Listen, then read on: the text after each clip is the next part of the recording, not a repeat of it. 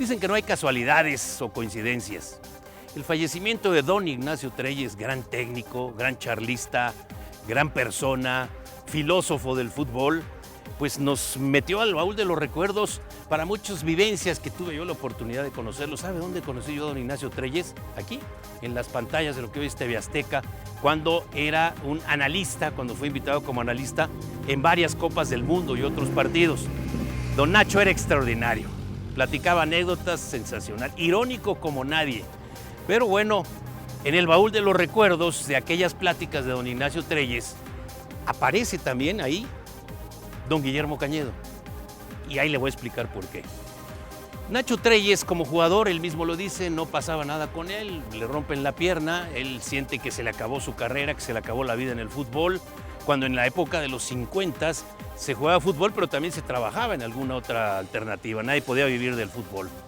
Y don Ignacio Treyes, entonces, llega al Marte de Cuernavaca y lo dirige, le va bien, este equipo que duró muy poquitos años, y después del Marte de Cuernavaca se lleva jugadores al Zacatepec, ahí cerquita, el ingenio azucarero de Zacatepec, la ciudad de Zacatepec que la puso en el firmamento don Guillermo Cañedo, que entonces era el abogado general del ingenio y que se entercó para llevar un equipo de fútbol al estadio, este estadio que era imposible.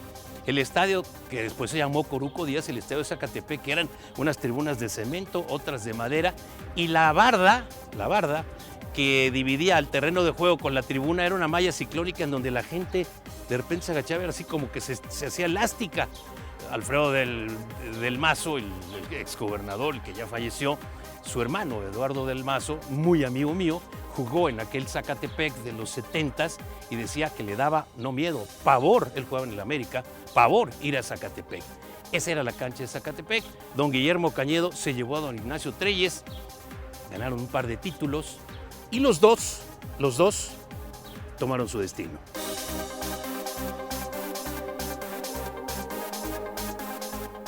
¿Qué pasa con don Ignacio Treyes? Nacho Treyes con los títulos de Zacatepec se hizo de un nombre. Pensemos entonces en aquella época, a principios de los 60s, cuando Zacatepec, con todo el respeto para quienes viven ahí, era ese pequeño pueblo que vivía alrededor del ingenio azucarero. ¿Dónde está Zacatepec? Adelante de Cuernavaca, adelante de Tequesquitengo, un calor infernal. Por cierto, una de las tantas anécdotas de don Nacho es que él personalmente se jugaba a las 4 de la tarde, un calor arriba de los 30 grados, y él le pedía a los jardineros en dónde regar para que el vapor consumiera al equipo rival. Una de tantas mañas. Manolo Lapuente, sin duda, el discípulo destacado, aventajado de don Nacho Treyes, dice que aprendió muchas de esas mañas y también lo bueno y lo malo y lo que se debe hacer y lo que no se debe hacer. Pero don Nacho es invitado a la federación que dirigía don Guillermo Cañedo para conducir los destinos de la selección mexicana de fútbol que había jugado en 1958 en Suecia, otra vez perdiendo, pero el tercer partido, el equipo mexicano, Nacho Treyes era auxiliar de aquella selección, aquel equipo con un gol de Jaime Belmonte del Irapuato, mi papá me platica, anota ese gol con el que empatamos a País de Gales, el primer punto en la historia de la selección mexicana de fútbol, y lo recibieron como héroes, me dice mi papá. Me decían que en donde quiera que esté. Y bueno, pues para Nacho Treyes le valió ese punto, esa fama y toda esta trayectoria para jugar las eliminatorias mundialistas más complicadas que nos han tocado, incluso por encima de los hexagonales. ¿Y por qué le digo esto? Porque venía el Mundial de 1962 en Chile. La selección mexicana de fútbol jugó contra los equipos de nuestra área. Nuestra área era ya CONCACAF, estaba en ciernes CONCACAF. Quien empujó el CONCACAF fue una idea de don Guillermo Cañedo. Y bueno, pues gana el equipo mexicano su eliminatoria, sobre todo en Costa Rica con un gol de Héctor Hernández, en fin. Y cuando el equipo mexicano ya se sentía calificado, la FIFA, la Federación Internacional de Fútbol, obliga a la selección mexicana a jugar una eliminatoria contra Paraguay.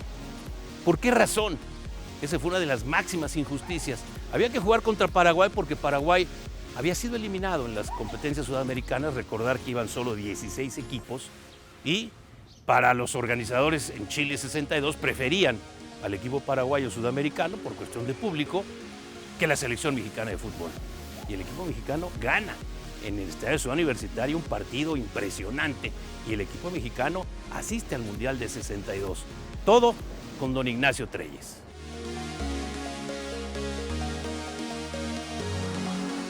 Para ese Mundial de 1962, don Ignacio Treyes, entonces Nacho Treyes, ya tenía su personalidad, su estilo, selecciona como portero titular, no Antonio La Tota Carvajal. Y esto La Tota Carvajal lo ha reconocido, y a mí me lo platicó en tantas anécdotas don Ignacio Treyes, a Jorge Morelos. Aquel portero del Necaxa era mi ídolo. ¿Por qué? Porque yo salía de la mano de Jorge Morelos en los partidos en donde jugaba el Necaxa. Mi papá, presidente de la Asociación de Árbitros de Fútbol, pues me colaba y me metía y yo era lo máximo porque salía de la mano de Jorge Morelos, el gran ídolo. Ese equipo tenía que entonces le llamaban interior izquierdo, un 10 le decimos ahora, que era Guillermo el Chato Ortiz. Al Chato Ortiz le rompen la pierna en una entrada. No había en esa época ni espinilleras. Y Jorge Morelos, titular para la selección del 62, lo atropellan. Me parece que en la avenida Insurgentes. ¿Qué hace entonces Nacho Treyes? Busca a Antonio La Tota Carvajal y le dice: vas a ser tú mi portero titular. Hombre, muchísimas gracias, Nacho, palabras más, palabras menos. Y le dijo: no, lo que no quiero es que haya puros jugadores del Guadalajara. Y como tú juegas en León, vas a ser mi titular, no me falles. Reconocido por Carvajal y por don Ignacio Treyes.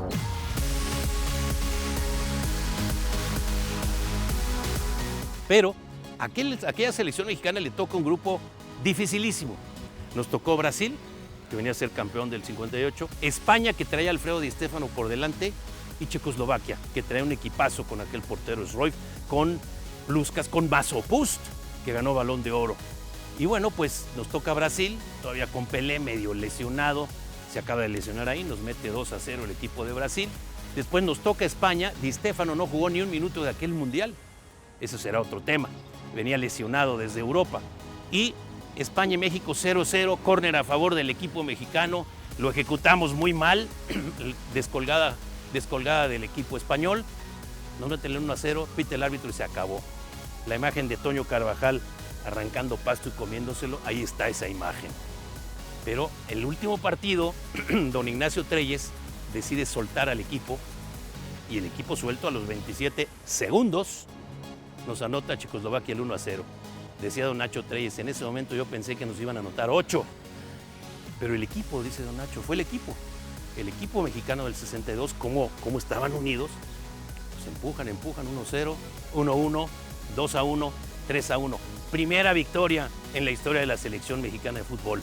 Y el técnico Nacho Treyes, como dirían los americanos, sky is the limit.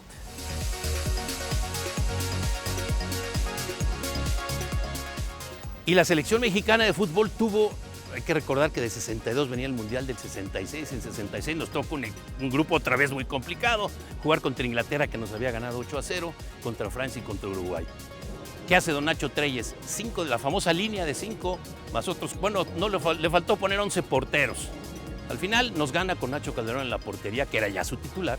Nos gana 2-0, un golazo de Bobby Charlton, y después viene el partido contra Francia, en donde Enrique Borja, 20 años de edad, un jovencito que todos criticaron que se lo llevara, anota el gol del empate. Empate para México. Luego el empate contra Uruguay, ya estábamos eliminados. Pero para Nacho Treyes era fomentar y sostener al equipo mexicano que regresó de aquel mundial solo con una derrota. Venía el Mundial de México, 1970, y había que preparar una gran selección y se la dan a Nacho Treyes. Solo que se le atravesaron los Juegos Olímpicos del 68. Con Bulgaria perdemos en semifinales. Y después en Guadalajara. Y después yo estuve en ese partido, ahí sí pude estar hasta arriba del Estadio Azteca, hasta arriba. Y en aquella ocasión nos gana Japón. Nunca se me va a olvidar Kamamoto, el que nos anotó los goles. Y para don Ignacio Treyes fue su Waterloo, como aquella batalla que pierde Napoleón. El público mexicano, esa es la medalla que queríamos todos, la de fútbol, y sabíamos que era nuestra. Sale don Nacho Treyes y empieza la cojiniza.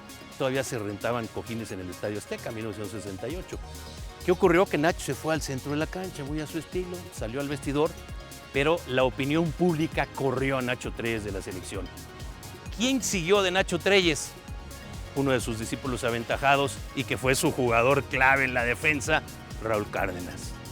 Y Raúl Cárdenas que estaba haciendo también buenos logros. Raúl Cárdenas logró muchos títulos con América, ganó títulos con Cruz Azul, pero don Nacho se fue a Cruz Azul y Toluca, que es en donde es emblemático.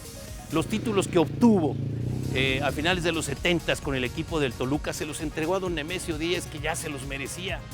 Y don Nacho es una leyenda en Toluca, pero es una leyenda también en Cruz Azul, pero es una leyenda también del fútbol mexicano.